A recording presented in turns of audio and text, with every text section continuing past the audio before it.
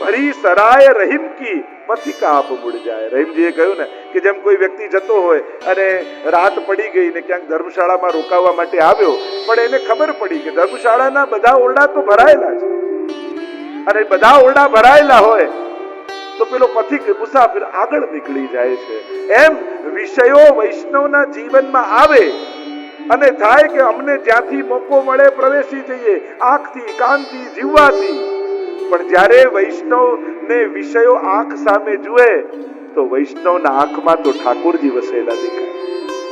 વૈષ્ણવના કાન સામે જુએ તો વૈષ્ણવના કાન તો કથાથી ભરાયેલા. જીવવા સામે જુએ તો વૈષ્ણવની જીવવામાં તો ભગવત ગુણગાન ચાલતા હોય, અને એમ થાય કે આની બધી જ ઇન્દ્રિયોમાં તો કૃષ્ણ વસી રહ્યો છે, અને વિષયો પછી આગળ નીકળી જતા હોય.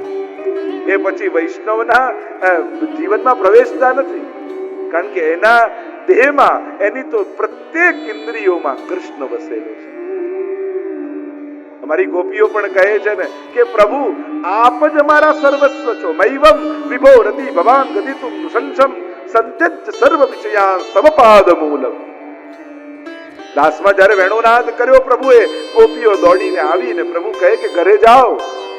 ત્યારે ગોપીઓ કહે છે ગમે જો એક ઉત્તમ બીજ હોય અનાજનું, ગમે તેટલું સારામાં સારી ભૂમિ આપો, પાણી આપો, ખાતર આપો, સૂર્યપ્રકાશ આપો, પણ બીજને એકવાર શેકી નાખો ને તો એમાં ફણગા ફૂટતા નથી પ્રભુ. એમ ભક્તનું હૃદય પ્રભુના પ્રેમમાં શેકાયેલું હોય એમાં વિષયોના ફણગા ન ફૂટી શકે, કારણ કે એને તો ભક્તના પ્રભુના તાપમાં તપેલું છે, એમાં શેકાયેલું છે. મનને સ્થિર કર્યું. એમ કહી અર્જુન આગળ પ્રશ્નો કરે છે. અંતકાળે જેનું મન વિચલિત થઈ ગયું હોય એવા જીવની શું ગતિ થાય? આખું જીવન તો પ્રયાસ કર્યો. 37મા શ્લોકમાં અર્જુન કહે છે કે જેણે મન સ્થિર કરવાનો ખૂબ પ્રયાસ જીવનભર કર્યો હોય, પણ અંતિમ સમયમાં મન જેનું સ્થિર ન હોય અને ભગવાનને છોડીને અન્યથા ગતિ જો એની થઈ હોય મનની, તો પછી એ જીવાત્માની શું ગતિ થાય? એ ભક્તની ગતિ શું થાય? જ્યારે આવો પ્રશ્ન અર્જુને કર્યો ત્યારે પ્રભુ એને સમજાવતા શ્રીનામ શ્રીમતામ ગેહે યોગ ભ્રષ્ટો વિજાયતે, કે જેના ગત જન્મમાં અનેક પુણ્યો અને ભક્તિ કરી છે, એને બીજા જન્મમાં સ્વર્ગના અનેક સમય સુધી સુખ ભોગવ્યા પછી કોઈ શ્રીમંત પુણ્યશાળીને ત્યાં હું એને જન્મ આપું છું.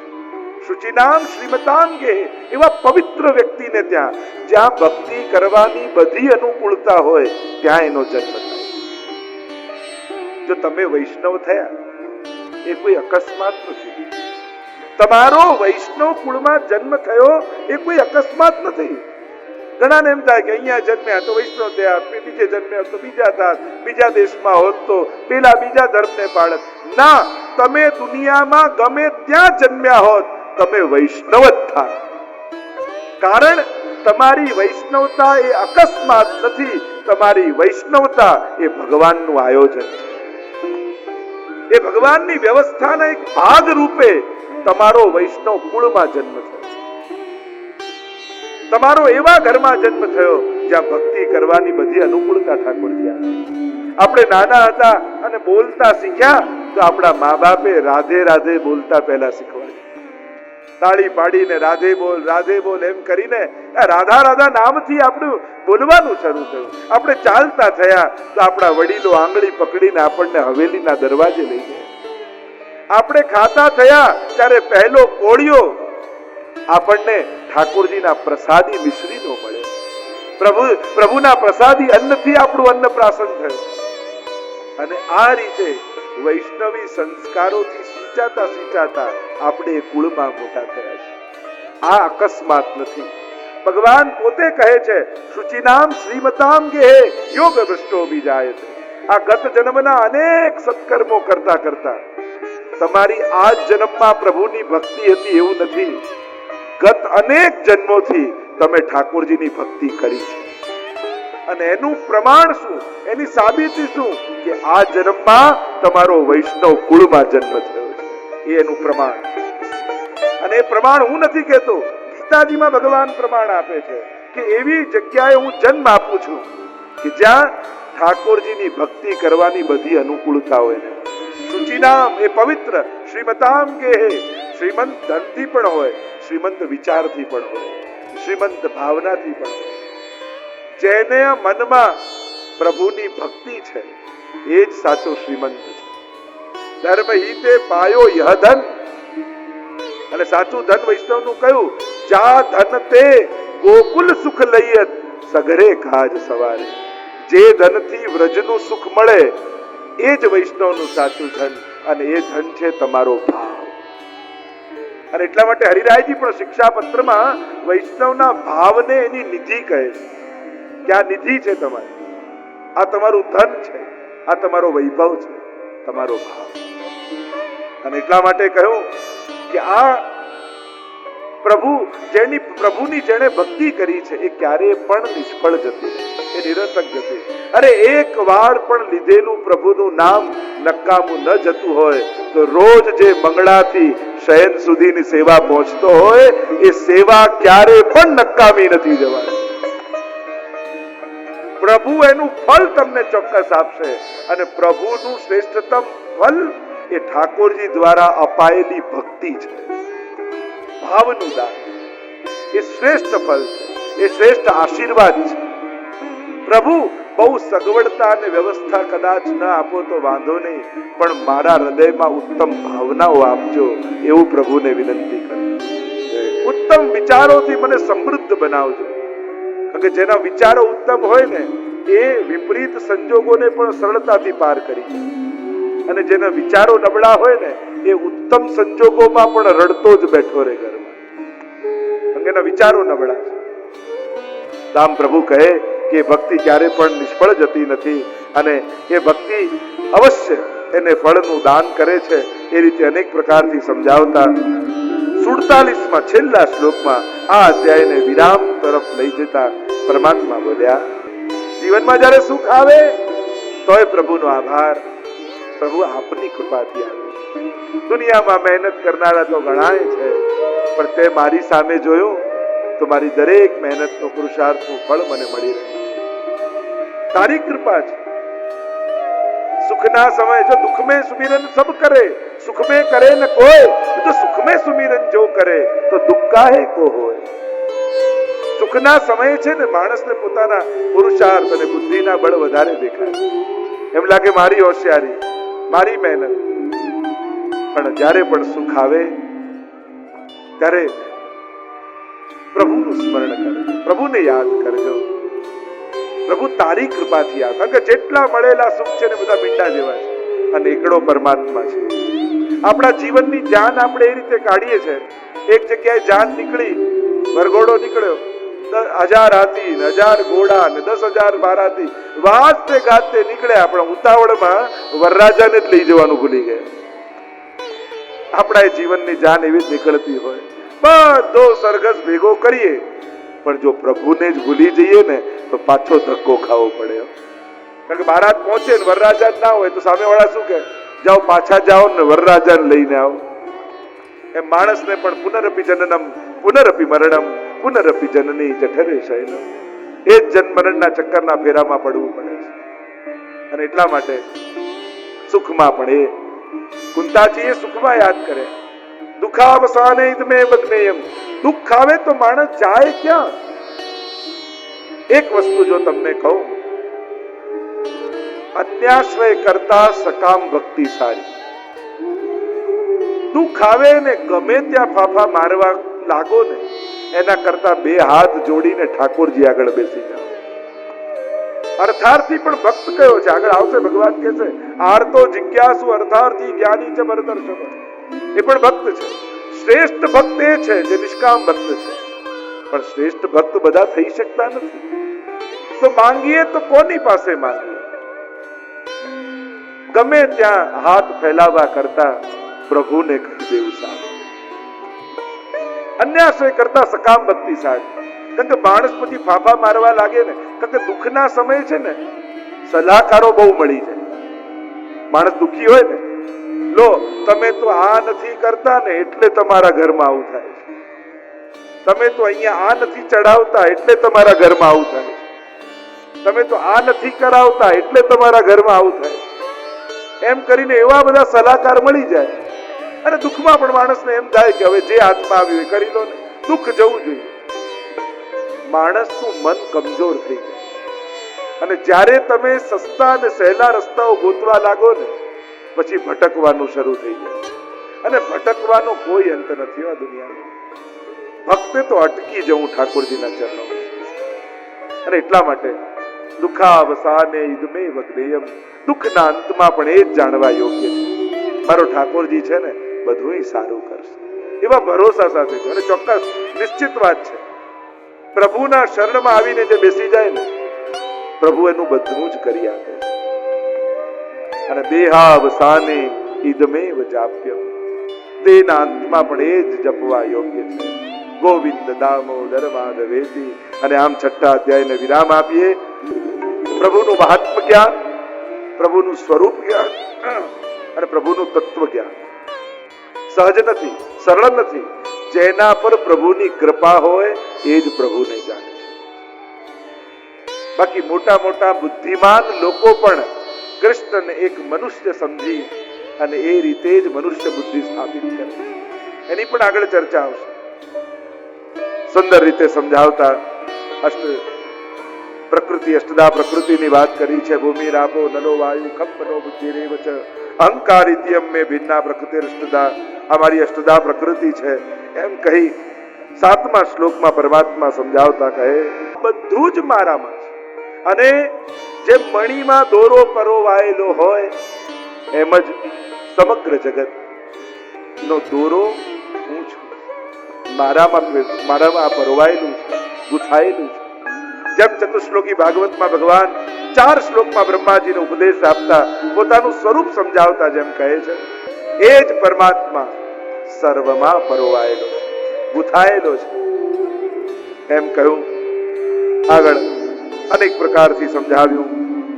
પૃથ્વીમાં ગંધ હું છું, અગ્નિમાં તેજ હું છું, સમસ્ત ભૂતોમાં જીવન હું છું, તપસ્વીઓનું તપ હું છું, બળવાનોમાં એ બલમ બલવતામ ચાહમ એ હું જ છું. આમ સમજાવતા 14મા શ્લોકમાં પરમાત્મા કહે છે કણ કણમાં હું જ વ્યાપેલું છું, બધામાં હું જ છું. તો અર્જુન કહે તો પછી અમને દેખાતા કેમ નથી, અમને અનુભવાતા કેમ નથી? આપનો અનુભવ જો કણ કણમાં આપ હો તો અમને અનુભવ કેમ ન થાય? આપ દેખાવ કેમ નહીં? કારણ કે જે નથી એને દેખાડે અને જે છે એને સંતાડે એવી કઈ શક્તિ છે? ત્યારે પરમાત્મા એ માયાને સમજાવતા 14મા શ્લોકમાં આજ્ઞા કરે મમ માયા દુરત્યયા. જેને તરવું કઠિન છે એવી દૈવી અને ગુણમયી મારી માયા છે. જેને તરવું ખૂબ કઠિન છે, જેને સમજવું ઘણું કઠિન છે, જેને પાર કરવું બહુ કઠિન છે, આ માયા પ્રભુને ઢાંકે છે. એટલે જે છે એને છુપાવે અને નથી એને દેખાડે. આ જે સંસારના આકર્ષણો લાગે છે એ બધા માયાથી પ્રગટાવેલા.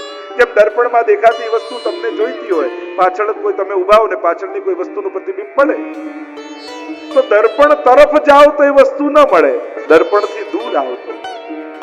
એમ આ જગતમાં દેખાતું સુખ એ માયા જનિત છે. જગત તરફ જશો તો નહીં મળે, જગતથી દૂર જશો તો, સંસારથી દૂર જશો તો. મહાપ્રભુ તો જગત અને સંસારને પણ જુદું માને છે. અમતા મમતાત્મક મહાપ્રભુજી સંસાર કહે છે અને આ જે સર્જન છે એ જગતને મહાપ્રભુજી સત્ય માને છે. આપણી આ દિવ્ય શ્રીમદ ભગવદ ગીતા સત્સંગ કથામાં અનેક વલ્લભકુલના આચાર્યોએ પધારી, અનેક બેટીજીઓએ પધારી અને આપણી આ કથામાં ખૂબ આશીર્વાદ પાઠવ્યા. એની સાથે સાથે અનેક સંપ્રદાયોમાંથી સંતો મહાત્માઓ અહીંયા પધારી રહ્યા છે અને આપણી કથાને હજી પુણ્યકારી બનાવી રહ્યા છે. પધારેલા સર્વ સંતોનું અભિવાદન કરું છું, સ્વાગત કરું છું. ગીતાની કથામાં આપણો વિષય ચાલી રહ્યો હતો દૈવી એશા ગુણમયી મમ માયા દુરત્યયા મામે વયે પ્રપદ્યંતે માયા મેતામ તરસ્તિ. કોણ તરી શકે માયા? દુરત્યયા સ્વયં ભગવાન કહે છે એને તરવી કઠિન છે, સરળ નથી. મોટા મોટા મહાપુરુષો પણ ન તરી શક્યા એવી આ પ્રભુની માયા. એવો પ્રસંગ કહેતા કે એકવાર સુદામા અને કૃષ્ણ જ્યારે સાંદીપનીના આશ્રમમાં અભ્યાસ કરતા, એકવાર નદીમાં સ્નાન કરી રહ્યા હતા અને ત્યારે સુદામાજીએ પ્રભુને પૂછ્યું કે પ્રભુ, આપની માયા વિશે બહુ સાંભળ્યું છે, ક્યારે જોઈ નથી, ક્યારેક તો દર્શન કરાવો. પ્રભુએ કહ્યું કે સમય આવશે ત્યારે કરાવીશું ને, પહેલા તો સ્નાન તો કરી લઈએ. અને સુદામાજી જ્યાં સ્નાન કરવા ગયા અને ડૂબકી લગાવી નદીમાં, એમાં એવું પૂર આવ્યું, તણાતા ગયા તણાતા ગયા તણાતા ગયા, ક્યાંય દૂર નીકળી ગયા. અને જ્યાં નદીમાંથી બહાર નીકળ્યા જોયે તો કોઈ નગરની બહાર છે. અને નગરની બહાર કેટલાક બધા જ ગામના લોકો ભેગા થયા છે. જ્યાં નદીમાંથી બહાર આવ્યા અને જયઘોષ થવા લાગ્યા, મહારાજનો જય હો, મહારાજનો જય હો કરીને જયઘોષ થવા લાગ્યા. લખ્યું કોણ મહારાજ? તમે? સુદામાજીને થયું કે તણાયા તો ખરા પણ ઠેકાણે આવ્યા છે. કે અમારે તો ગામમાં એવો રિવાજ છે કે રાજા મરી જાય ને પાદરે પહેલો વ્યક્તિ જે દેખાય એને રાજા બનાવી દેવો. અને તમે પહેલા દેખાયા, તુરંત એને પધરાવીને લઈ ગયા, તૈયાર કર્યા છે, રાજ સિંહાસન પર પધરાવ્યા છે, રાજ તિલક કર્યું છે અને રાજાની એક ને એક કુંવરી સાથેના વિવાહ કરાવ્યા. સારો સમય વીતી રહ્યો છે. 1 વર્ષ પૂરું થયું એટલામાં તો રાણી બીમાર પડી અને ટૂંક જ બીમારીમાં મૃત્યુ પામી. ગામના લોકો કહેવા લાગ્યા કે મહારાજ, આપને એક વાત કહેવાનું તો ભૂલી જ ગયા, અમારા ગામમાં એવો રિવાજ છે કે રાણી મરી જાય ને તો એની પાછળ રાજાને સત્તા કરવામાં આવે છે. સુદામાને થયું કે આ કેવો રિવાજ, પહેલી વાર સાંભળ્યો. અમારા ગામમાં તો આવો રિવાજ છે. ગામ જ એવું છે, જો પાદરે પહેલો મળે ને રાજા બનાવતા હોય તો રાણીની પાછળ સત્તા કરે, એમાં શું આશ્ચર્ય છે? થવું જ પડશે, ચિતામાં સાથે બળવું પડશે. પકડીને લઈ ગયા સુદામાજીને. નદીના કિનારે રાણીનો અગ્નિ સંસ્કાર કરતા હતા. સુદામાજીએ કહ્યું, બ્રાહ્મણનો દીકરો છું, મરતા પહેલા સ્નાન તો કરી લેવા દો. પાછું નદીમાં જ્યાં ડૂબકી લગાવીને પાછું એવું પૂર આવ્યું. તણાતા તણાતા તણાતા સુદામાજી પરવામાં તણાવવા લાગ્યા અને છેક નદીથી જ્યાં બહાર નીકળ્યા જુએ તો ઠાકોરજી સ્નાન કરીને વસ્ત્રો પહેરી રહ્યા છે. આશ્ચર્ય થયું સુદામાજીને. અરે પ્રભુ, આ શું? ઠાકોરજી કે આજ મારી માયા છે, જે નથી એને દેખાડે, ને છે એને છુપાવે. દુરત્યયા તરવી કઠિન છે, પણ કોણ તરી જાય? જો માયા, એને જાળ કહી છે ને માયા. અને માછીમાર જાળ નાખે, જેટલી માછલીઓ દૂર ભાગે ને એ બધી જાળમાં ફસાઈ જાય. પણ હોશિયાર માછલીઓ હોય એ માછીમારથી દૂર ન ભાગે, એ માછીમારના પગ પાસે આવીને ઊભી રહી જાય. અને જે પગ પાસે હોય એ બચી જાય, બાકી બધી ફસાઈ જાય. એમ જે પ્રભુના ચરણો જેને પકડી લીધા છે એ બધા બચી જાય છે, અને પ્રભુથી જે દૂર ભાગ્યા એ બધા જાળમાં ફસાઈ જાય. અને અત્યારનો તો દરેક વ્યક્તિ જાળમાં ફસાયેલો છે. તમે કહો દરેક કઈ રીતે? કેમ બધાના હાથમાં મોબાઈલમાં નેટ નથી?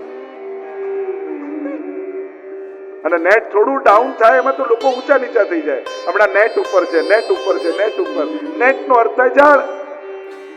એટલે બીજી કોઈ જાળ હોય ન હોય, આપણી આ ઇન્ટરનેટ તો છે જ. એમાં તો આપણે બધા જ ફસાયેલા છીએ અને જાતે જ લઈએ છીએ, ખરીદીએ છીએ પૈસા આપીને જાળ. અને આપણે બધા જ ગ્રસિત છે. તો બામે વયે જે પ્રભુના થયા એ મુક્ત થયા. અને એટલા માટે જ પુષ્ટિ માર્ગમાં સૌથી પહેલા પ્રભુ જોડે બ્રહ્મ સંબંધ કરાવી ભક્ત હાથમાં તુલસી દલ લઈ અને પ્રભુને કહે છે કે હે કૃષ્ણ, હું તારો છું. હે કૃષ્ણ, હું તારો. અને જે પ્રભુનો થયો એ જ મુક્ત થાય. મામે વયે પ્રપદ્યન્તે. જેમ કોઈ વ્યક્તિના ઘરમાં તમે ગયા અને એને કૂતરું પાડ્યું પડે, તમને જોતા જ ભસવા લાગે, એટલે તમે ગભરાઈને ભાગો. એટલે જાળી બંધ હોય એટલે બહાર જાળી પરથી અંદર પ્રવેશ, કૂતરું કરડવા આવે. એટલે તમે શું કરો? એ માલિકને અવાજ લગાવો કે રમેશભાઈ. એટલે પેલા અંદરથી બહાર આવે અને કૂતરાને કે ટોમી અંદર આવી જાય. એટલે દોડતું દોડતું આવી માલિકના પગ પાસે બેસી જાય અને તમે ઝાંકો ખોલીને અંદર પ્રવેશી જાઓ. એમ ભગવત ધામમાં આપણે જવું તો છે, પણ ભગવાને આ માયા રૂપી કૂતરું મૂકેલું છે. જ્યાં પ્રવેશવા જઈએ ને કરડવા આવે, ભસવા આવે, ડરાવવા આવે, તો ઉપાય શું કરવાનો? હે હરિ, હે કૃષ્ણ, જ્યારે આવો પુકાર કરો એટલે ભગવાન કે માયા અહીં આવ, અને માયા રૂપી કૂતરું દોડતું દોડતું ભગવાનના ચરણ પાસે બેસી જાય અને તમને ગોલોક ધામમાં પ્રવેશ મળી જાય. મામે વયે પ્રપદ્યંતે માયા મેતામ તરંતિ. જે મારા છે એ માયાને કરે.